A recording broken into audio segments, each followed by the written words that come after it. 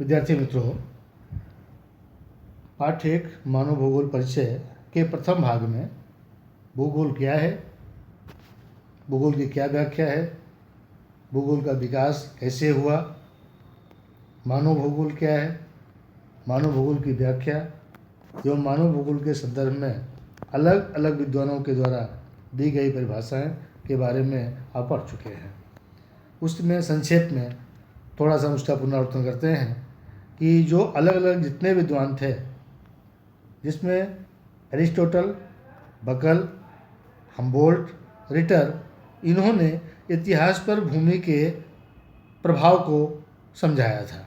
इसके पश्चात रेटजेल, कुमारी सेम्पल, इन्होंने भौतिक पर्यावरण मानवीय क्रियाओं पर किस प्रकार प्रभाव डालता है इसको बताया था। जबकि हंटिंगटन ने समाज, संस्कृति और इतिहास पर जलवायु के प्रभाव को समझाया है। अब ये जितने विद्वान हैं, इन सभी विद्वानों की विचारधाराओं से ये साफ स्पष्ट होता है कि मानव भूगोल मानव समाज और उसके वातावरण के बीच अंतर संबंधों को प्रधानता देता है। अर्थात मानव भूगोल एक गतिशील विज्ञान है और मानव भूगोल की विषय वस्तु में समय के साथ वृद्धि और लगातार विस्तार उसका हो रहा है। अब हम इसकी आगे चर्चा करेंगे कि मानव भूगोल की विषय वस्तु क्या है, अर्थात मानव भूगोल का अध्ययन क्षेत्र क्या है। तो विद्यार्थी मित्रों, आज का युग तकनीकी विकास का युग है। जिस समय मानव की उत्पत्ति हुई थी, उस समय मानव का जो जीवन था, उसका जो पर्यावरण के संबंध था, वो अलग कोटि का था। वो संपूर्ण रूप से पर्यावरण पर निर्भर था। आज तकनीकी विकास के साथ मनुष्य और पर्यावरण के संबंधों में लगातार परिवर्तन आ रहा है।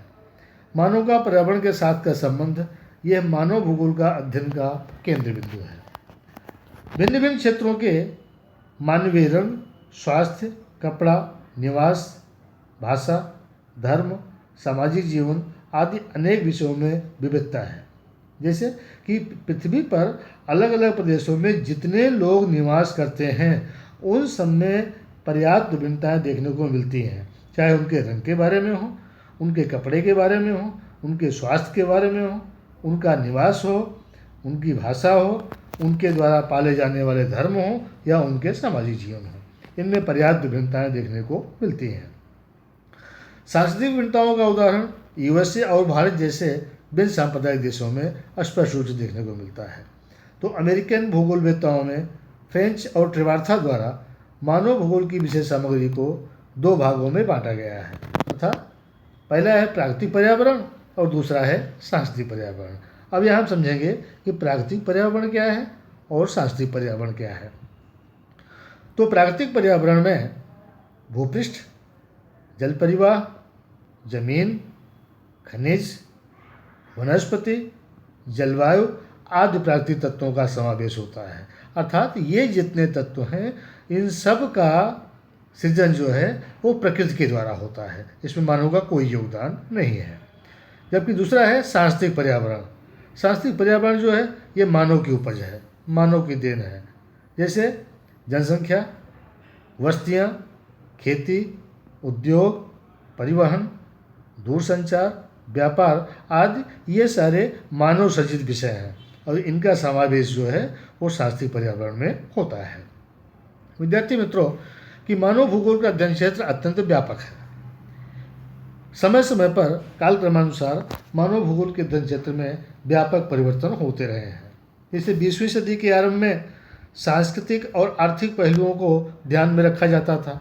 जब 20वीं सदी शुरू हुई तो उसके प्रारंभ में सांस्कृतिक और आर्थिक पहलुओं पर विशेष ध्यान दिया जाता था। परंतु उसके बाद में मानव समाज के सामने ऐसी नई नई अनेकों समस्याएं पैदा हुई, अनेक चुनौतियां आईं और उनको ये चुनौतियां या समस्याएं ये मानव भूगोल की विषय वस्तु के केंद्र में रखी गई। तो मानव भूगोल में तत्कालीन, समन्वयकारी और अंतर विषयक विषयों का समावेश किया गया है। विद्यार्थी मित्रों, अब यहाँ एक प्रश्न बनता है कि भूगोल का किन किन विज्ञानों के साथ में, किन किन विषयों के साथ में अनुबंध है। तो भूगोल जो है अर्थशास्त्र, इतिहास, जनसंख्या शास्त्र, कृषि विज्ञान, समाजशास्त्र, आंकड़ा शास्त्र, राज्यशास्त्र आदि विषयों के साथ मानव भूगोल अनुबंध और सहसंबंध रखता है। मानव भूगोल के अध्ययन क्षेत्र में कौन कौन से पहलुओं का समावेश किया गया है, इसके बारे में हम आगे चर्चा कर रहे हैं कि मानव की उत्पत्ति, उसकी प्रजातियों और पृथ्वी पर मानव प्रजातियों का अस्थायीकरण कैसे हुआ, ये मानव भूगोल के अध्ययन क्षेत्र में आता है। दूसरा पॉइंट है कि मानव जनसंख्या का वितरण, जनसंख्या का घनत्व, जनसंख्या वृद्धि, जनसंख्या की विशेषताएं और मानव जनसंख्या का स्थानांतरण, ये भी मानव भूगोल के अध्ययन क्षेत्र के अंतर्गत आता है। इसके बाद तीसरा है कि मानव की प्राथमिक, द्वितीयक, तृतीयक, चतुर्थक और पंचम प्रवृत्तियाँ, जो मानव के द्वारा प्रवृत्तियाँ की जाती हैं, जो व्यवसाय किए जाते हैं, इन प्राथमिक, द्वितीयक, तृतीयक, चतुर्थक और पंचम, जिनके बारे में विस्तार से अगले पाठों में चर्चा होगी। नेक्स्ट है कि भूमि स्वरूप, वातावरण, भूमि, वनस्पति, जलावरण, खनिज आदि के साथ मानव का संबंध और इनके साथ का समायोजन, यह भी मानव भूगोल के अध्ययन क्षेत्र का विषय है।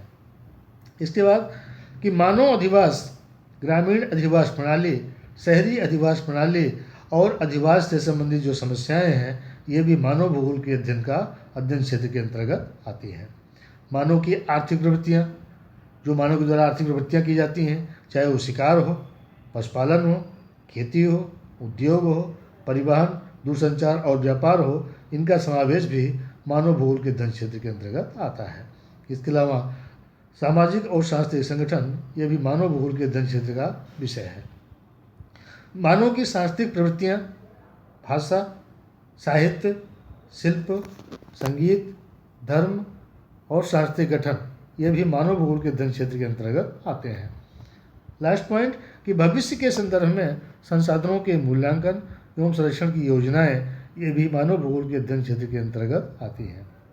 अभी इन बिंदुओं की जो चर्चा हुई, नीचे एक डायग्राम या आकृति दी गई है, उस पर आप ध्यान से देखें तो बिल्कुल समझ में आ जाएगा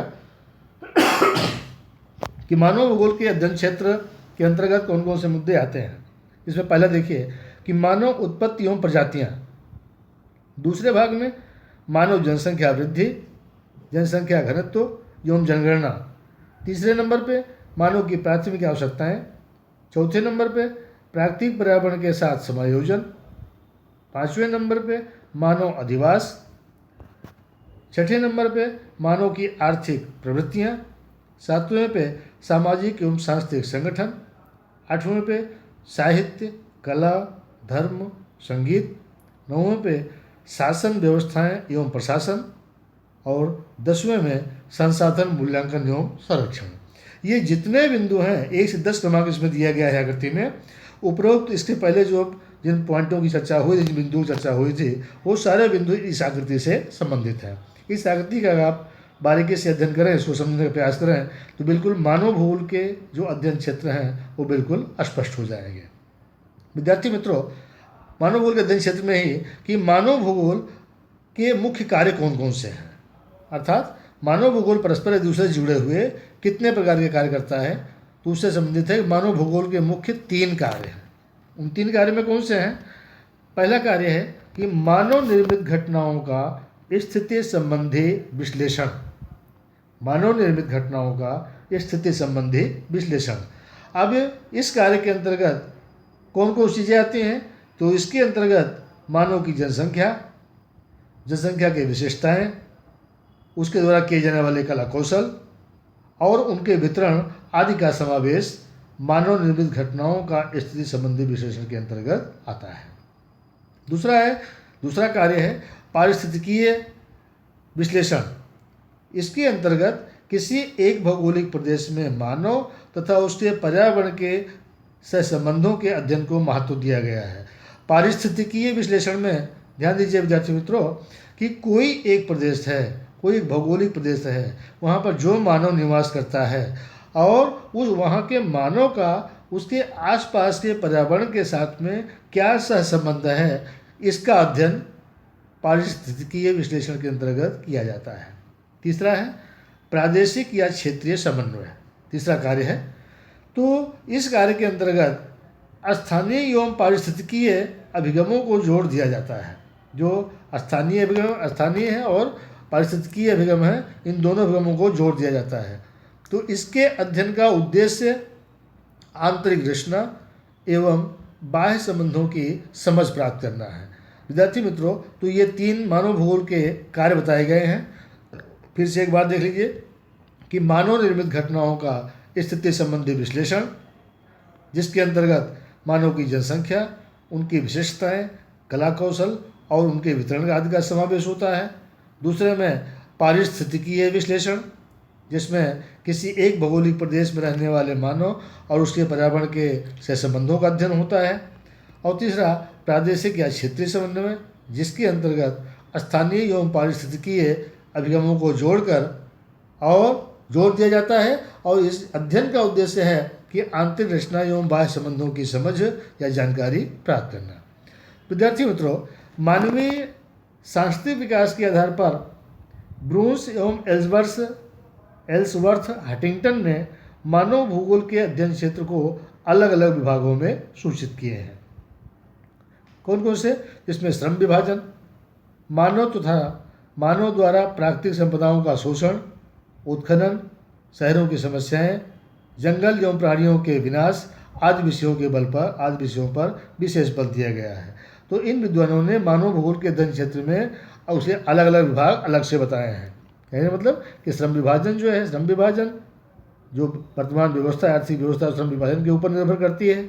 मानव द्वारा किस प्रकार से प्राकृतिक संपदाओं का शोषण किया जा रहा है, कैसे उनकी खुदाई की जा रही है, वर्तमान समय में शहरों की कौन कौन सी समस्याएं हैं। आज शहरों की समस्या अनेक प्रकार की समस्याएं हैं, तो उन शहरों की समस्याएं, जंगल और प्राणियों का विनाश, किस प्रकार जंगलों का विनाश हो रहा है, जंगल में रहने वाले प्राणियों का विनाश कैसे हो रहा है। इन सब विषयों के ऊपर इन विद्वानों ने विशेष बल दिया है, जो भी मानव भूगोल के अध्ययन क्षेत्र के अंतर्गत आते हैं। विद्यार्थी मित्रों, इसके बाद की चर्चा हम मानव भूगोल के अध्ययन के जो मानव भूगोल परिचय पाठ है, तीसरे भाग के अंतर्गत करेंगे।